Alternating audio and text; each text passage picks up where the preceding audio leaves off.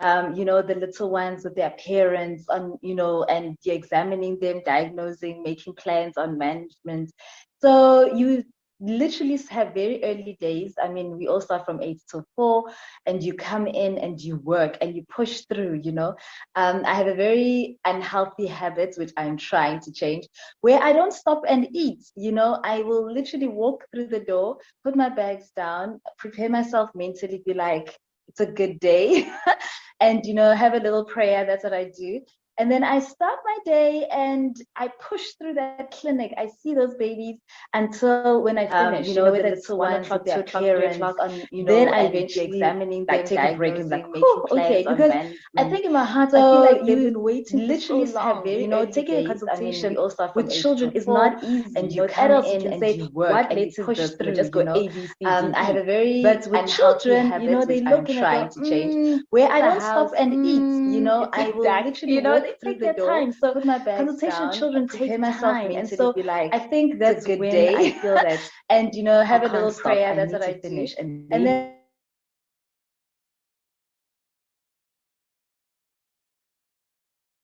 children, and that is usually my favorite part of the day. Going to theater, I absolutely love it. I get in there with my hands, and you see the before and after, and it's wonderful. So basically, with the children, what I would see, just because some people might be asking what type of conditions we see. So I'll see kids with squints, so their eyes are not straight, or children with cataracts, because cataracts happen in children. Sometimes kids with cancers as well. So there's various, kids with droopy eyelids. So there's various conditions I see. So basically in my day, that's it. I also do train registrars. So people who are training to specialize into ophthalmology, we also train them. So you have to have teaching, you have to make time for that. And then you also have admin, because, there's things you've got to order. There's things the sisters are like, okay, we have to do the booking system. So this job really is all consuming. Sometimes you're tempted to take your work home, obviously not the patients, but the admin part of it. So it's a lot of work that is demanding. So now how do I balance this? I went and I bought a diary, believe it or not. I said to myself, I have to schedule time where I say on a Friday, at this time, I need to sit, between after work until 7 and just have me time, whether it's going to the beach or wherever, because, I'm staying in Cape Town. I'm going to schedule time just for me time. I switch off. No work. No, sometimes I don't even want to talk to people, because the whole time you've been giving off, you've emptied your bucket, and now you have to replenish that. So I then spend time sitting and just reading a book, or watching a movie, or doing what it is that I love. Art and photography is one of my favorite things, poetry.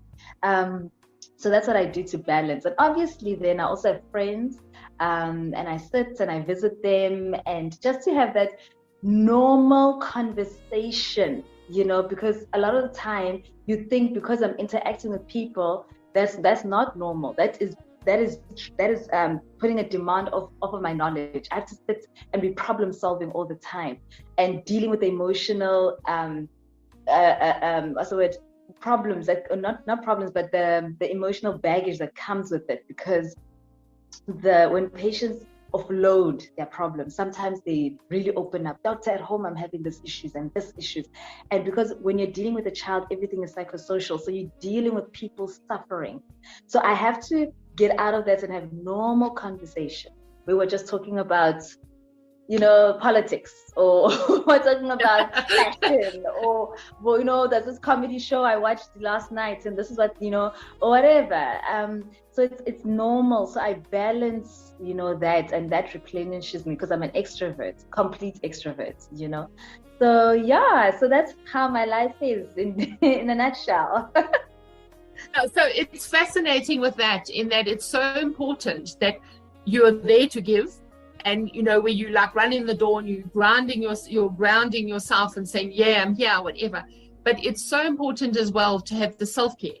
And that's where healthcare practitioners have now included the self-care into the oath of saying, into the pledge of saying that if I don't look after myself, how can I look after you?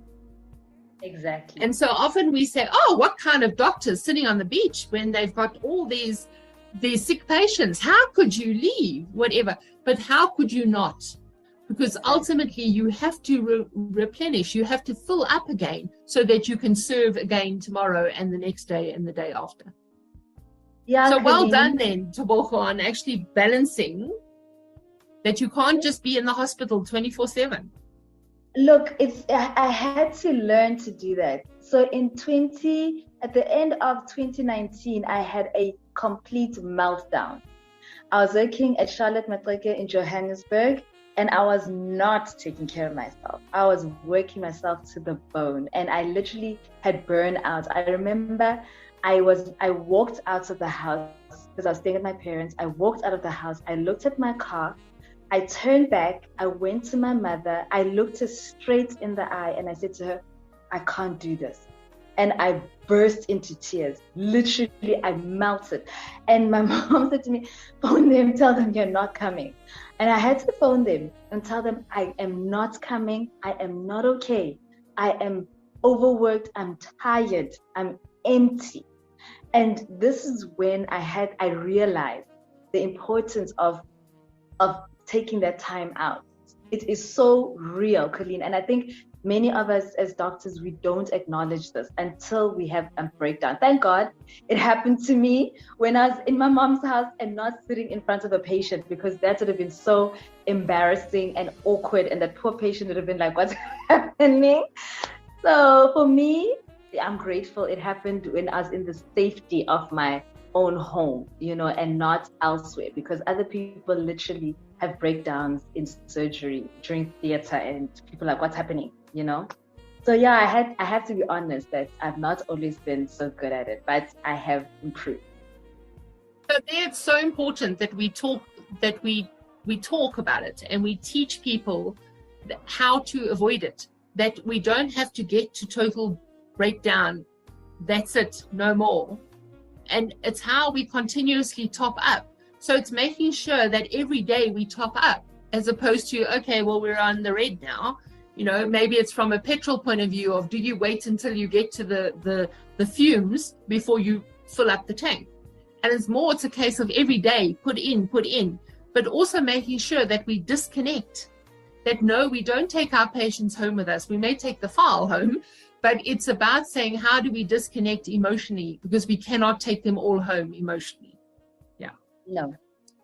Okay. All right. So let's go for another break. And then I'm wanting to talk about your show, and then also about the relationships you have with your people and how that has also empowered you and makes work different. But let's go for that break.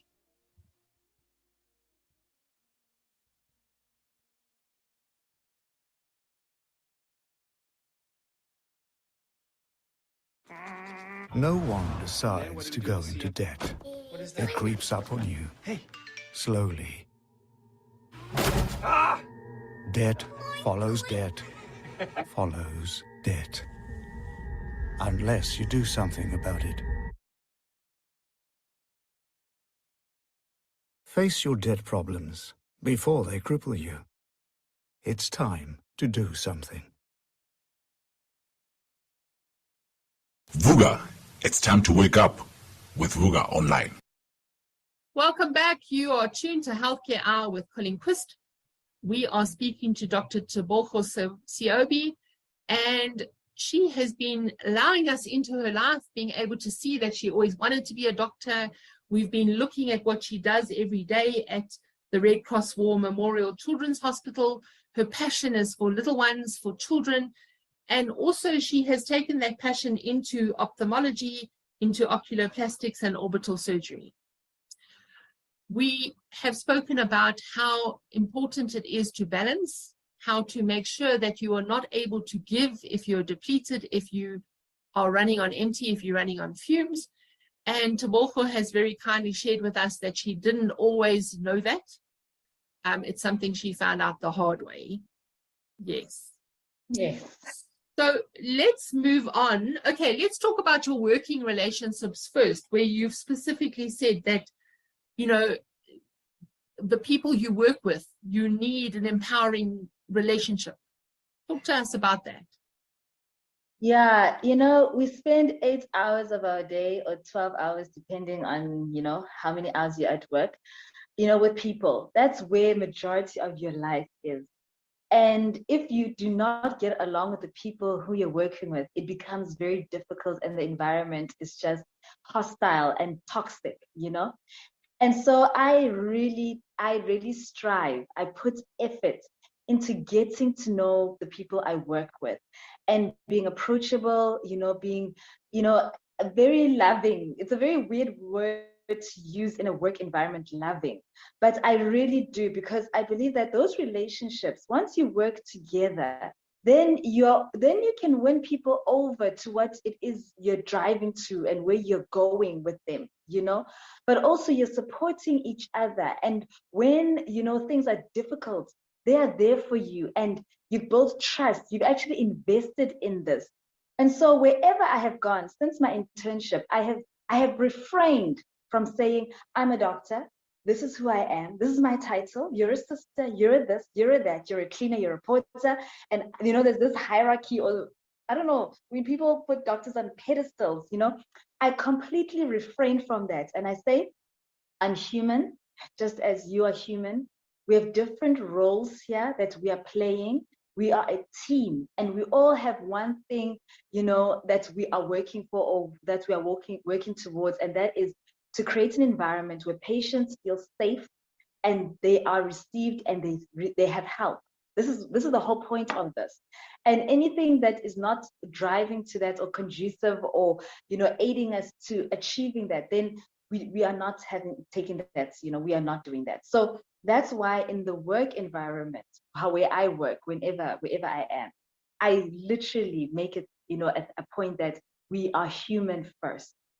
And we have Ubuntu, Ubuntu. We must have that, because that is who we are. We are African, and we're in Africa.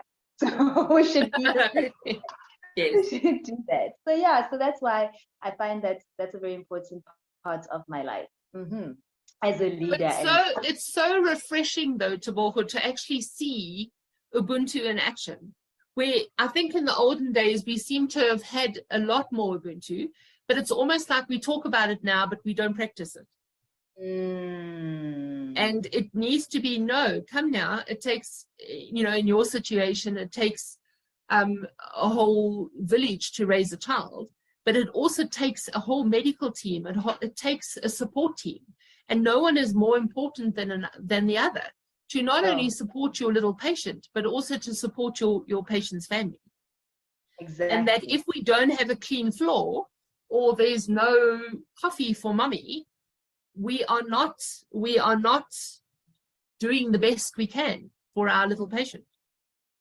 Exactly. So it's got to be understood that way, and I'm actually happy to see that culture of just mutual respect, it's growing in the medical field. Doctors are no longer wearing long white coats and walking around and having everyone bow to them. I think that culture is changing, which is amazing. It's amazing.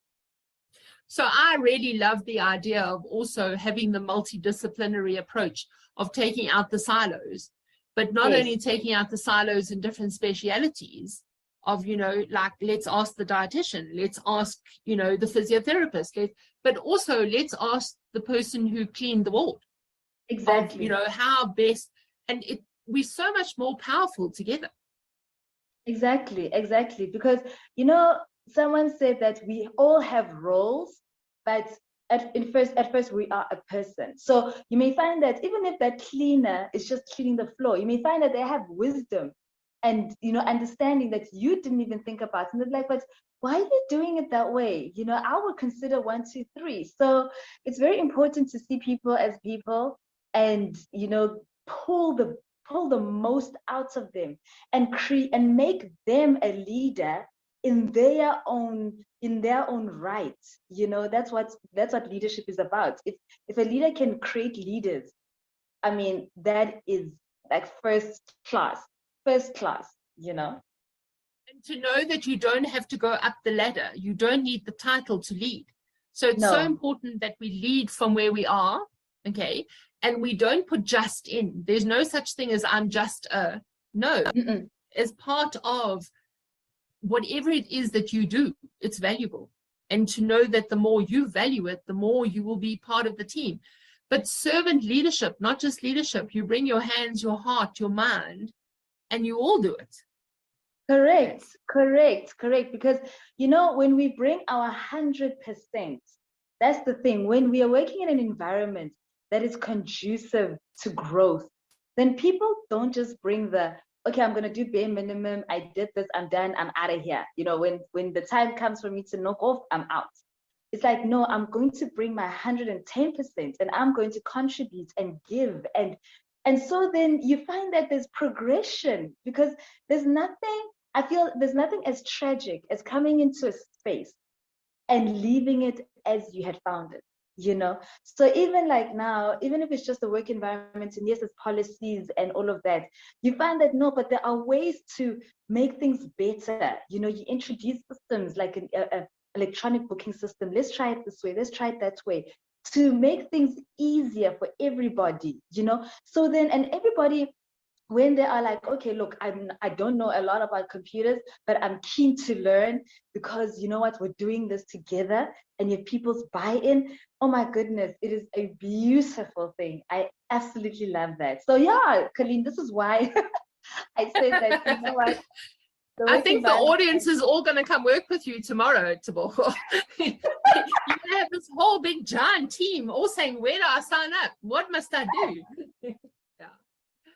Okay, so obviously I see your love for your team, and clearly the love for the community too. And I would assume that's where your show comes from, Dr. Teb's.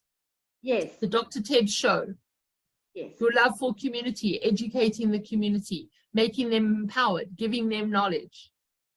100%, because I believe that people perish because of lack of knowledge. In all honesty, that is the truth. When I hear a patient say to me, I did not know. So the reason why I started the show is that, so in ophthalmology, there's a condition we call squamous cell carcinoma. What that means is the cancer that grows on the eye. So it starts as a small little growth on the actual eye. You see it. And as you leave it to grow over time, it then like literally eats up into the eye. So when it's very small, we can just take it out and we can save the eye. We can give like local chemotherapy with eye drops and treat it. So I have had patients come in with this huge mass. Losing your signal a bit there. All right, can you hear me now? Yeah, okay, so you were just saying the squamous cell carcinoma. Give me 2 seconds. Okay. Yeah, that's much better. You were just saying the squamous cell carcinoma starts off as a little bit, and then it's important that people come there in the early stages. Okay? Yes, okay. So wait a minute. Where do you want me to start first? Okay, so just in that, if you come into early stages, it's possible to save the eye. Okay, so yeah, right. So when you come in the early stages, it is possible to save the eye. But once it grows big, and it's eaten up the eye, then you have to remove everything. So then when I ask the patient, but why did you wait? And they say, doctor, I was scared, I didn't know. And that would break my heart every time, because I think, your eye would be saved. Had you just come to me 2 or 3 months ago, we'd be discussing a very different story.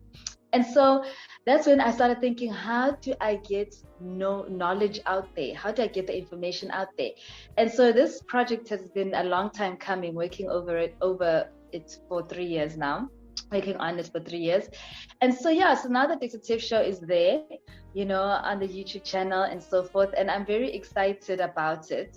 And it's not necessarily just about eyes. Yes, I do give emphasis on it because that's my expertise, my field of expertise, but we touch on all things general, from heart problems to lungs, to children, to dermatology, like skin problems, bones, female problems, reproductive issues like obstetrics, gynae, urology in men and women, and so forth. So it's supposed to be, a platform where you as a patient, eventually, as more and more episodes get loaded on, you as a patient can think, you know what, I need to educate myself on this. And you go there and you're educated because, as we were saying, Colleen, before that, we are not living isolated. We've got fathers, we've got mothers, we've got daughters, cousins, friends, So all these people, you could be the one who has the answer for them if you have that knowledge to say, you know what, actually, you're having this issue. I've actually seen this episode or whatever, please go watch it and then go to such and such a place and get help, So this is what the show is all about. It's really not about me, Yes, it may have my name because, yes, I produce it, but it's all about, linking the patient and the medical experts on a platform where the information is given freely, and the patients can also, or the viewers can also ask questions, because sometimes you go to see the doctor and then the doctor is like, you know what, I've got so many patients, and yes, we should sit down and spend 20 minutes explaining to the patient what it is, but really it's impractical at in some moments. So here is a place where you can have that freedom or the liberty to ask, get information, and feel free to be like, okay, I'm heard. But also in the other aspect to it is that I want us to celebrate the doctors. Doctors do so much, and we do our so much in corners where nobody sees. We do all this work and nobody knows that you did a transplant yesterday, or you saved an eye, or you saved a toe or whatever. So those medical experts should be known and celebrated, to be like, you know what, you're doing an amazing job, well done. So yeah, that's what the show is all about. Okay, so thank you for your passion and for actually empowering people. And I think what comes out of you so strongly is that you're part of a team, and that as a team, you're there to serve. And so thank you for that. Yes. So let's go for our last break, and then we will close with your message for the public, but also your message for your fellow healthcare professional.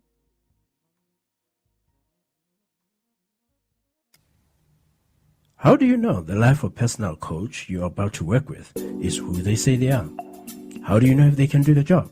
At the Africa Board for Coaching, Consulting and Coaching Psychology, we can tell you. So, before you share your secrets and spend your money, check with us first. Visit www.abccccp.com or call us on 012-751-7608. The ABCCP, the professional body for coaches. Stay woke with Vuka Online Radio. Welcome back. You tuned to Healthcare Hour with Colleen Quist. We've been spending what seems like a very short time. We seem to have run out of time very quickly speaking to you, Tebogo. We're speaking to Dr. Seobi about all things eyes, about servant leadership, about how you bring passion to your work, about how you make sure that you are working in flow. And not only that, is although it can be your calling and your purpose, to make sure that you disconnect so that you can fill up. So let's end, Dr. Tebogo, with your message for the public and also your message for your fellow healthcare professional. Okay, so for the public, I'd like to say that, your health is in your hands. You are the one who's responsible for your health. And so when you do feel in your body or you see something that is not okay, don't sit on it. Rather go in earlier, and have that voice. Don't let anyone silence your voice. Go out there, have that good health seeking behavior. What that means is you go out, you find the sister, you find the doctor, and so forth. And know that your doctors genuinely care. They never mean to do you any harm. We are here to serve and we are here to help you. And for my colleagues, I'd like to say that, we are doing an amazing job, and it's so good to take time to just reward yourself. It takes that time to relax with your family, connect, disconnect from your work, connect with your family and friends, and seek those moments, those pockets of joy in your day. And remember also that we are working as a team, and it's so important for us to be inclusive of everyone and to really consider everyone's opinions, because they could actually be holding the answer that you're looking for. So yeah, that's what I'd like to say to the public and to my colleagues. So thank you so much. You are awesome. I love that, pockets of joy, and to make sure that you're inclusive, to make sure that you allow everybody into your circle, because together you can. Yes. So thank you for joining us. Thank you, Colleen, for having me. I'm so excited. Thank you. Okay, so thank you for joining us. You've been tuned to Healthcare Hour with Colleen Quist. You are tuned to Vuka Online Radio, your inspiration radio station. Please remember that you matter and that you're loved. And I'll see you soon.